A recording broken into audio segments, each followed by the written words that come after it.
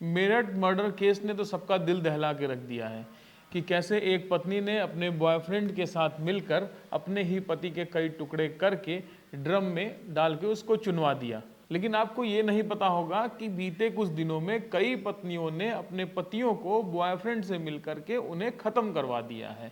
किसी ने डीजल डालकर उन्हें जला दिया है, किसी ने गोली मरवा दी और किसी ने तो बोरे में भर कर ले जा करके उन्हें फेंक दिया है। तो इस वीडियो में हम बात करेंगे कुछ ऐसी कहानियों पर और सिलसिलेवार तरीके से आपकी नज़र डालेंगे कि उन कहानियों पर जहां पर पत्नियों ने अपने बॉयफ्रेंड के साथ मिल करके पतियों का खेल ही खत्म कर दिया है। खैर, इस वीडियो को देख करके आप अपने पत्नियों को संदेह की नज़र से मत देखिएगा। ये खबरें हैं जो इधर घटित हो रही हैं, क्योंकि चर्चा की विषय है तो हम आपको बता रहे हैं। तो चलिए शुरू करते हैं। मेरठ में हुए विभत्स हत्याकांड के बाद अब जयपुर से भी कुछ ऐसी ही खबर आ रही है, जिसमें महिला ने अपने प्रेमी संग मिलकर पति जिसके संग उसने 7 फेरे लिए थे, पति जिसके संग उसने जीवन के 15 साल बिताए थे, उसी पति की निर्मम हत्या कर दी। क्या सच में लोगों के अंदर भावनाएं खत्म हो चुकी हैं? तो चलिए जानते हैं अपने इस पहले केस के बारे में। दरअसल इस केस पर संज्ञान तब लिया गया जब 16 मार्च को दोपहर के समय जयपुर के मोहना थाने में ये खबर पहुंची कि एक अधजली लाश मोहना थाना क्षेत्र के ही अंतर्गत आने वाली मेन सड़क के पास ढलान पर पड़ी हुई है। पुलिस तुरंत एक्शन लेते हुए उस जगह पहुंची जहां की सूचना दी गई थी। लाश को प्रथम दृष्टया देखकर जो लगा, आइए उसे पहले सुनते हैं। 16 मार्च की शाम को दोपहर बाद एक सूचना मिली थी कि एक आधी जली हुई डेड बॉडी मोहाना थाना क्षेत्र में मेन सड़क से थोड़ी दूरी पर ढलान के ऊपर पड़ी हुई है, जिस पर तुरंत मौके पर एसीपी मानसरोवर और एसएचओ मोहाना में टीम के पहुंचे। मौके के जो अलामात थे वो कुछ इस तरह से थे कि ऐसा लग रहा था कि किसी ने इस व्यक्ति को, जो मृतक है, उसकी हत्या करके और डेड बॉडी को सबूत मिटाने के लिहाज से जला करके एक कट्टे में डाल के, और काफी हद तक डेड बॉडी जली हुई थी, उसको वहां डंप किया हुआ था। न सिर्फ डेड बॉडी अनजान थी, बल्कि हत्या का जो अंदेशा था उस संबंध में भी कोई विशेष तरह का क्लू मौके के अलामात से हमें नहीं लग पा रहा था। एक चैलेंजिंग वारदात थी, बट इसमें एक विशेष टीम का गठन bravo south, ACP Mansarovar, DST south और सर्किल मानसरोवर की टीम के चुनिंदा अधिकारियों को लेकर के किया गया, जिन्होंने लगातार 2 दिन प्रयास करके जो मृतक है, जो अननोन डेड बॉडी थी, उसको आइडेंटिफाई किया। मृतक का नाम धन्नालाल सैनी सामने आया। उससे टेक्निकल और जो मानव सूचना है उसको एकत्रित करते हुए पीछे की तरफ बढ़े, तो पूरी वारदात का खुलासा इस प्रकार से हुआ कि मृतक एक शादीशुदा व्यक्ति था, जिसकी पत्नी, जिसका नाम गोपाली देवी है, उसके कुछ विवाहेतर प्रेम संबंध के बारे में मृतक को अंदेशा था और दीनदयाल नामक व्यक्ति से प्रेम प्रसंग होने का अंदेशा होने के कारण मृतक ने इस चीज को लेकर के आपत्ति करने का प्रयास किया, जिसमें आवेश में आकर के मृतक की पत्नी गोपाली और जो सह आरोपी है दीनदयाल, उन्होंने एक लोहे की रॉड से मृतक के सिर पर वार किया, जिस कारण से वो बेहोश हो गया और संभवतः मौके पर उसकी मृत्यु हो गई। उसकी जो डेड बॉडी है उसको छुपाने के लिए और हत्या के समस्त साक्ष्यों को नष्ट करने के लिए दोनों ही आरोपियों ने मृतक को एक कट्टे में डाल करके मोटरसाइकिल पे, और जो घटनास्थल है जहां से बॉडी बरामद हुई थी वहां डंप किया और उसको जलाने का प्रयास किया गया। एक बहुत लंबी दूरी तक सीसीटीवी कैमरे देखे गए। आरोपियों को संदिग्ध मानते हुए हिरासत में लेके पूछताछ की गई और ये घटनाक्रम पूरी तरह से क्लियर हुआ और हत्या की पूरी वारदात का खुलासा हुआ है, जिसके लिए पूरी टीम बधाई की पात्र है। पुलिस का कहना है कि लाश को देखकर ये तो क्लियर था कि किसी ने उसे मारने के बाद सबूत मिटाने के उद्देश्य से उसे जलाने का प्रयास किया, लेकिन पूरी तरह से सफल नहीं हो सका। हो सकता है उन्हें डर लगा हो कि कोई उन्हें ऐसा करते हुए देख ना ले, या फिर उन्होंने ये सोचा होगा कि जिस तरह लाश में आग लगी है, मतलब इस बोरे में आग लगी है, इस लिहाज से ये थोड़ी देर में अपने आप पूरी तरह जल जाएगी, लेकिन होनी को कुछ और ही मंजूर था। अब असली मशक्कत पुलिस के लिए शुरू होती है कि आखिर ये लाश है किसकी। तो उसके लिए मानसरोवर, मोहना और अन्य थानों की पुलिस ने अपने घोड़े दौड़ाने शुरू कर दिए। जब पुलिस ने बारीकी से छानबीन की तो पता चला कि मृतक का नाम धन्नालाल सैनी है और फिर जब बार बार लाश वाली जगह के सीसीटीवी फुटेज को खंगाला गया तो एक बाइक निशाने पर आ गई, जिस पर एक महिला और एक पुरुष बड़े से बोरे में कुछ बड़ा सा लेकर जा रहे हैं। और जहां पर लाश मिली उस जगह भी उन दोनों को कैप्चर किया गया। इसी संदेह के आधार पर जब दोनों को पकड़ा गया तो सामने आया कि बाइक पर सवार महिला का नाम गोपाली देवी और उस पुरुष का नाम दीनदयाल है। थोड़ी ही देर के नानुकुर के बाद उन्होंने अपना जुर्म कबूल कर लिया और फिर सामने आती है असली कहानी।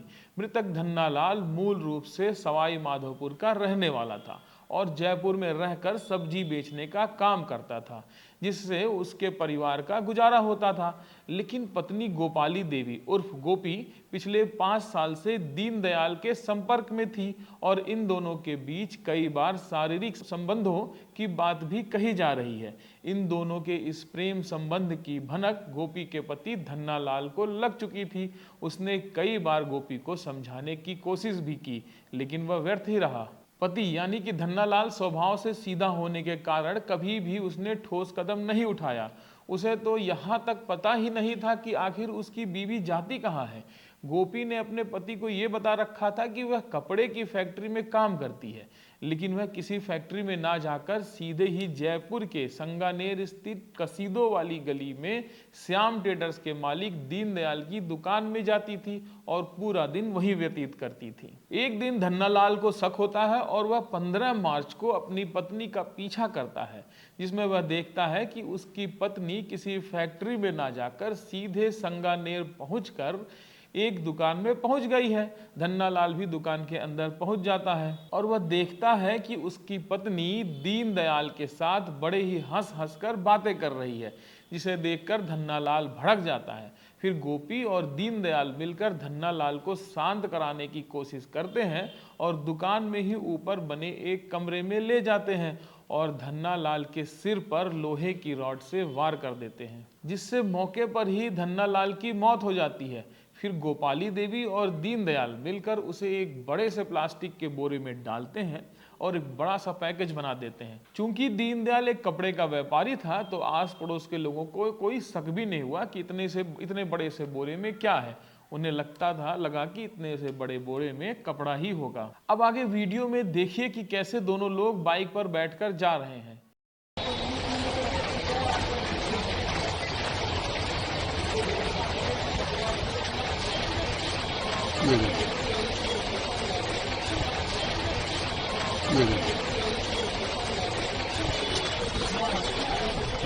अब वो दोनों संगानेर से निकलकर रिंग रोड होते हुए नवेटा पुलिया तक पहुंचे और उपयुक्त जगह देखकर उन दोनों ने बोरी में रखी लाश में आग लगा दी। दोनों फिर ये सोचकर रफू चक्कर हो गए कि ये लाश बोरी में होने के कारण पूरी तरह जल जाएगी, लेकिन हुआ ऐसा नहीं और अगले ही दिन केस को सुलझा लिया गया। अब अगले केस की तरफ बढ़ते हैं, जो कि मुस्कान रस्तोगी और सौरभ राजपूत केस की तरह ही है। तो चलिए इस केस को भी सिलसिलेवार तरीके से समझते हैं। इस कहानी में लव ट्रायंगल है, जिसके किरदार है एक लड़की जिसकी उम्र 26 वर्ष बताई जा रही है, नाम है सरस्वती, एक लड़का दलजीत और दूसरा राजकुमार। इस कहानी की शुरुआत आज से 3 साल पहले भगवान शिव की नगरी बनारस से होती है। बताया जा रहा कि दलजीत एक इवेंट मैनेजमेंट कंपनी में काम करता था, जहां उसकी मुलाकात सरस्वती से होती है। उन दोनों में प्रेम प्रसंग शुरू हो जाता है। दलजीत सरस्वती को अपनी जान से ज्यादा प्यार करता था। सब कुछ ठीक चल रहा था। इसी बीच आज से लगभग 6 महीने पहले दलजीत अपनी गर्लफ्रेंड सरस्वती को अपने दोस्त राजकुमार से मिलवाता है और फिर यहीं से उसकी मौत की उल्टी गिनती शुरू हो जाती है। राजकुमार सरस्वती को आए दिन मैसेज करने लगता है और फिर धीरे धीरे सरस्वती भी राजकुमार को पसंद करने लगती है और इधर वह दलजीत से बात करना बंद कर देती है। सरस्वती के बदले व्यवहार को देख दलजीत परेशान हो जाता है। वह जब सरस्वती से इस बारे में पूछता है तो वह साफ साफ कह देती है कि मुझे अब तुम्हारे साथ नहीं रहना, तुम अब मेरे साथ ब्रेकअप कर लो, अब मैं राजकुमार के साथ रहूंगी। लेकिन इन सब बातों को जानने के बाद भी दलजीत उसका साथ नहीं छोड़ता और वह लगातार उसके कनेक्शन में बना रहता है। तभी दलजीत के घर वाले उसकी सगाई कहीं और कर देते हैं। लेकिन दलजीत अपनी मंगेतर से बिल्कुल भी बात नहीं करता था। वह बार बार सरस्वती से कहता था कि तुम मान जाओ ना, मैं अपने घर वालों को भी मना लूँगा, लेकिन सरस्वती के कान में जूं भी नहीं रेंगती। वह बार बार यही कहती है कि मैं राजकुमार के साथ ही रहूँगी। लेकिन रोज रोज की झिकझिक से तंग आकर सरस्वती एक खौफनाक प्लान बनाती है और वह दलजीत से पिछले 1 महीने से बड़ा ही मीठा मीठा बोलना शुरू कर देती है। दलजीत को लगता है कि उसे उसका प्यार वापस मिल गया है। इसी बीच होली का त्योहार आता है और सरस्वती दलजीत को फोन करके कहती है कि क्या तुम होली पर मुझे रंग भी लगाने नहीं आओगे। इस पर वह दलजीत को उसके घर के पास वाली एक जगह का न्योता और टाइम दोनों बता देती है। अब दलजीत 14 मार्च की शाम को सरस्वती के बताए जगह पर पहुंच जाता है। वहां पर राजकुमार पहले से ही उपस्थित था। सरस्वती दलजीत को देखकर एक पेड़ के पीछे छिप जाती है और वह इंतजार करती है कि कैसे आवाजाही कम हो और वो अपने काम को अंजाम दे सके। तभी भीड़ कम देख सरस्वती राजकुमार को इशारा करती है और गोली सीधे जाकर दलजीत के सीने में लगती है और ये करके राजकुमार फरार हो जाता है। इधर लोग दलजीत को लेकर अस्पताल पहुंचते हैं और पुलिस इन्वेस्टिगेशन शुरू हो जाती है। फ़ोन से सरस्वती का नंबर और कॉल रिकॉर्डिंग मिलती है और जब पुलिस सरस्वती को ट्रेस करके उसके घर पहुंचती है, लेकिन वो घर से गायब होती है। सीसीटीवी कैमरा फुटेज से पुलिस बाइक का नंबर निकालती है तो बाइक राजकुमार के नाम पर होती है और केस पानी की तरह साफ हो जाता है। फिर पुलिस जगह जगह दबिश देना शुरू करती है और 5 दिन बाद चंदौली से दोनों को अरेस्ट कर लेती है। पुलिस ने जब पूछा कि ऐसा क्यों किया तो उसने बताया कि मैं बहुत ज़्यादा परेशान हो चुकी थी। पुलिस इन्वेस्टिगेशन अभी भी चल रही है, अभी बाइक और पिस्टल को बरामद किया जाना बाकी है। ऐसा ही एक केस और अभी हमारी नज़र में आया है और जो कि शायद आपके और हमारे बीच नहीं आ पाया। इसमें भी पत्नी ने अपने ही पति को डीजल डालकर जिंदा ही आग लगाकर मार डाला। घटना इस बार फिर उत्तर प्रदेश से ही है। उत्तर प्रदेश के प्रतापगढ़ में बीते 17 फरवरी को पत्नी नीलम ने अपने पति अंकित के ऊपर देर रात डीजल डालकर उसकी हत्या कर दी।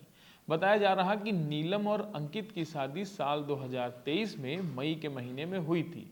नीलम शादी के बाद 1 महीने ही ठीक से अपने ससुराल में रही। शादी के कुछ ही दिनों बाद वह ना जाने कितने ही लड़कों से फ़ोन पर बात किया करती थी। पति के द्वारा पूछने पर वह भड़क जाती थी और फिर यही विरोध मारपीट में बदल जाता है। जब ससुर ने नीलम को समझाने की कोशिश की तो उसने ससुर के खिलाफ ही छेड़खानी का केस लगा दिया। थोड़े ही दिनों में जब मामला शांत हुआ तो अंकित उसे फिर से अपने घर लाया, लेकिन इस बार वह 3-4 दिन भी घर रही और रातों रात गायब हो गई। नीलम के घर वालों ने अंकित के घर वालों के ऊपर हत्या का मुकदमा दर्ज करा दिया, लेकिन 1 महीने बाद उसके फ़ोन का लोकेशन मुंबई में ट्रेस किया जाता है और जब नीलम को फिर से प्रतापगढ़ लाया गया तो पता चला कि वह अपने प्रेमी के साथ मुंबई भाग गई थी। लेकिन अंकित सारी बातों को भूलकर आगे बढ़ने के लिए कहता है। फिर वह कुछ महीने ही ठीक से रहती है। इसी बीच वह अपने ससुराल वालों पर दहेज एक्ट लगा देती है। अगर बात की जाए अंकित के घर वालों की तो उनकी माली हालत बहुत कमज़ोर है। उनके पति चंडीगढ़ में मजदूरी करके अभी तक शादी के लिए कर्ज जो लिए थे उसको ही पटा रहे हैं। खैर अभी नीलम जेल में है और अपनी सजा भुगत रही है, क्योंकि अंकित इस जघन्य अपराध के 3 दिन बाद तक जिंदा थे और वो अपना पूरा बयान पुलिस को दे करके गए हैं कि किसने उनके साथ ये सब किया। लेकिन क्या सिर्फ आरोपी को सजा मिलने से उस माँ उस परिवार के घाव भर जाएंगे जिसने अपना लाल खो दिया है। तो खैर इन तीनों कहानी को सुन करके एक मेरी दरखास्त है कि आप पैनिक मत होइएगा और महिलाओं और पत्नियों पर अंधाधुंध से शक मत करने लगेगा, क्योंकि ये खबरें हैं और एक खबरों का ट्रेंड आता है कि किस तरह से एक खबर पकड़ती है और बैक टू बैक उस तरह की खबरें उसके पीछे चलती रहती हैं। समाज में आज नहीं बहुत से पहले से ही ऐसी घटनाएं होती रही हैं। कई जगह हमने देखा है पतियों ने पत्नियों को मार दिया और कई जगह पत्नियों ने पतियों को मार दिया। लेकिन ये गिने चुने एग्जाम्पल पति और पत्नी की जो ये रिश्ता होता है खूबसूरत उसको बदनाम नहीं कर सकता। तो अपने बुद्धि और विवेक का इस्तेमाल करिए और जिस तरह से अभी रील सोशल मीडिया पर बनाए जा रहे हैं उनके बहकावे में मत जाइए। ये कुछ चुनिंदा खबरें हैं और ये ट्रेंड है, आता रहता है। जैसे एक वक्त आया था ज्योति मौर्य का ट्रेंड, उस समय लगभग यही कहानियां हर तरफ गूंज रही थी, हर जगह सुनाई दे रही थी। हमारे जैसे हर मीडिया वाले यही घूम घूम सुना रहे थे कि फलां ने सब्जी बेच के, फलां ने मजदूरी करके, फलां ने ये करके, चपरासी की नौकरी करके अपने पत्नी को पढ़ाया और बाद में नौकरी लगने के बाद पत्नी भाग गई। उसके बाद एक ट्रेंड आया कि पत्नी के अत्याचार से पति ने आत्महत्या कर ली। अब इस तरह का ट्रेंड आ रहा है कि पत्नियों ने पतियों को मार दिया। खैर, मैं इन सबको सपोर्ट नहीं करता, ये बेहद गलत है और ये हर किसी समाज में होना नहीं चाहिए। ये गैर कानूनी है और इस तरह के कृत्य इस समाज में बिल्कुल भी बर्दाश्त नहीं किए जाएंगे। लेकिन इन सब खबरों को देख करके एक भारत एक नई सोच की तरफ से मैं आपसे गुहार करूंगा कि अपने दिमाग में किसी भी नैरेटिव को सेट मत होने दीजिए। खबरों को खबरों की तरह देखिए और इसका इस्तेमाल सिर्फ अपने बुद्धि और विवेक को बढ़ाने के लिए और जानकारी को इकट्ठा करने के लिए करिए। ऐसे ही एक कहानी हमने 3-4 साल पहले की थी, जहां एक पति ने 14 साल की सजा काटी अपनी ही पत्नी की हत्या के केस में। लेकिन सजा काट करके जब वो बाहर आता है तो वो पाता है कि उसकी पत्नी किसी और के साथ रह रही है। खैर, ये 3-4 साल पहले का मामला था। हमने ये वीडियो किया था, वीडियो आपको स्क्रीन पर नजर आ रहा होगा, क्लिक करके आप इस वीडियो को भी देख सकते हैं। धन्यवाद।